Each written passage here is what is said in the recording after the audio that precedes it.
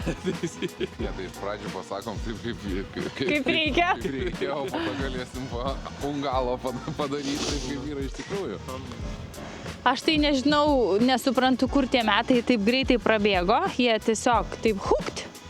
Mes tiek turim veiklos, kad mes neturim laiko diskutuoti arba kažką bėdavotis ar gailėtis. Bet metai dar nesibaigė. Dar turim keletą dienų, kada pasėdėsim ir padėliosim pliusų minusų lentelę. Mes diskutavom tada pradžioj metų, kad buvo tų skeptikų, kurie ten visai galvoja ir mąstė, ar čia verta ar neverta ir taip toliau. Mes tai žinojom, kad tas projektas yra toks, kuris tikrai bus įgyvendintas, davestas iki galo, dabar tiesiog jau reikia dirbti toliau. Tikrai nemažas kelias yra nueitas, nors metai atrodo 1-2 ir praėjo. Tas mūsų, sakykime, verslo planas, jisai nėra toks kaip visų. Ne, mes visų pirma negalvojame apie pinigus, mes galvojame apie tai, kurį darbą darom, tą darbą mylim ir faktiškai su juo gyvenam ir jau gyvenam daug metų. Ir tos naštos tokios kažkokios arba kažkokių, tai sakykime, nepasiteisinusių vilčių ar kažko net nėra iš tikrųjų. Dėl to, kad stengiamės viską apjungti vieną.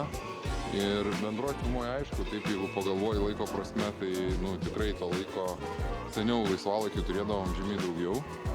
Bet kadangi atsirado ritmas, atsirado tokia disciplina ir važiuojam toliau į priekį. Faktiškai mes stabiliai nusistatę labai tikslų ir konkretų grafiką, kad visiems būtų miela, malonu ir aišku. Ir šeimos nariam, ir močiutėm, ir auklėm. Visi žino, ir pacientai jau žino, kad mes kas antrą savaitgalį niekam nekyla papildomų klausimų. Vasara buvo intensyvesnis laikotarpis, tai būdavom ir dažniau. Viskas priklauso, jeigu važiuojam darbo reikalais, tai pagal darbo apimtis ir pagal viską. Jeigu reikia atvažiuoti kiekvieną savaitgalį, atvažiuojam kiekvieną. Geras jausmas, nes mes per šitus metus daug kam padėjom. Daug padėjom sudarydami planus, daug padėjom žmonėm ryte skambinusiem išgelbėkit. Turim daug vaikų pacientų, kuriem irgi, kas yra labai labai svarbu, jau tiesiam lengvesnį gyvenimą. Ir ta pati edukacija, ir tėvų, ir vaikų. Žymiai smagiau, kai su tavim sveikinas iš turgų į kirpyklą ir Maksimą ir visur kitur. Įsisuptis. Einam.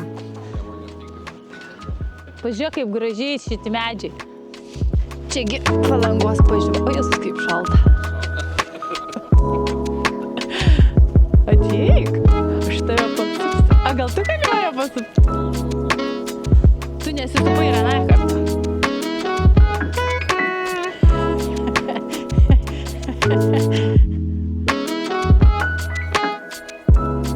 Susirinkom mes atitinkamą kontingentą pacientų, žmonių. Tipažai vis tiek visur yra ir jie tikrai renkasi gydytoją pagal kažkokį tai pajautimą, nes ne visi visiems patinka, ne? Bet mes prie to pripratę. Aš kada nors norėčiau vis tik tai išgirsti, ką žmonės apie mus šneka. Nes nieko gero. Tai kad ir nieko gero, bet norėčiau ką nors išgirti, ką ta nieko gero. Nei iš kokios kalbos niekam neišeina, žinai, apie ką nors šneka, o tu stovi šalia ir tada supranti, kad, o blecha, čia apie tave ar ką nors. Diskotekas per mažai išeina. Jisai neina su manim, aš viena einu į diskoteką. Tu visai nepaklausyk. Nes aš einu su...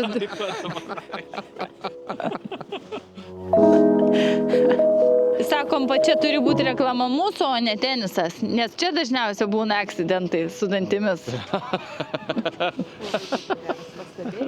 Black Friday tema.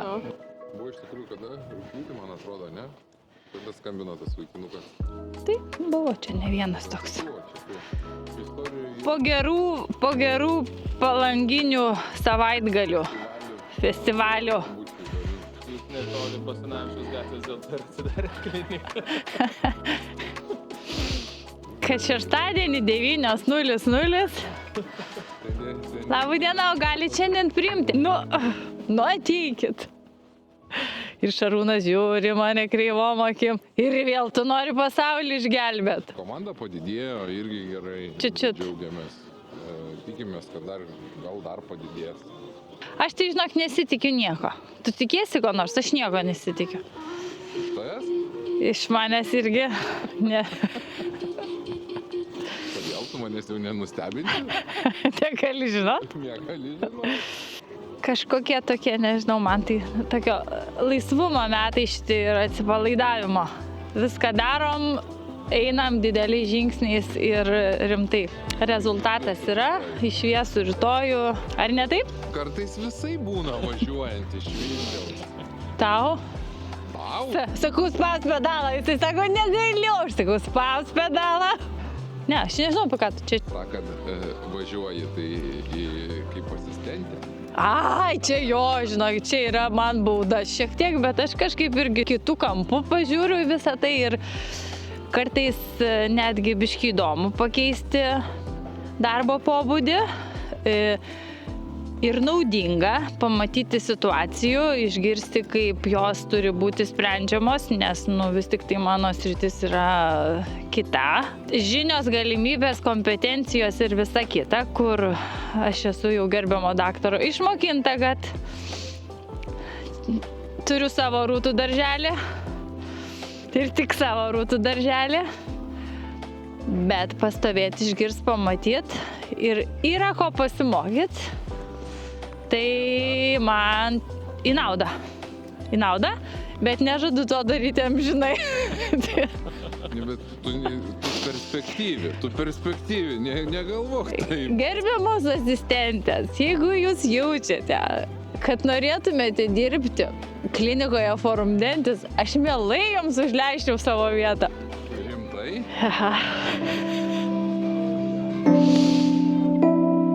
Prieš kalbą. Pasiruošiai? Nežinau, ką pasakyti. 2 savaitės mokaisi iš popieruko ir kalbos nepasakysi. Ne, Šarūnui šiandien sakau. Aš žinai, ką pasakysi? Ką mes galim pasakyti?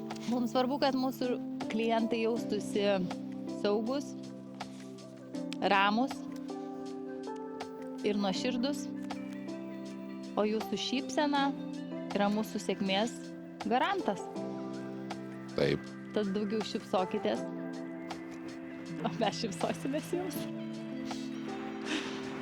Valykit dantis kitais metais labiau.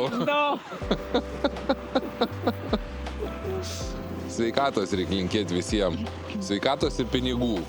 O jeigu bus pinigų, tai bus ir sveikų dantų. Su 26 metais. Arklio. Metais. Arklio metai. Taip. Džiaugiamės.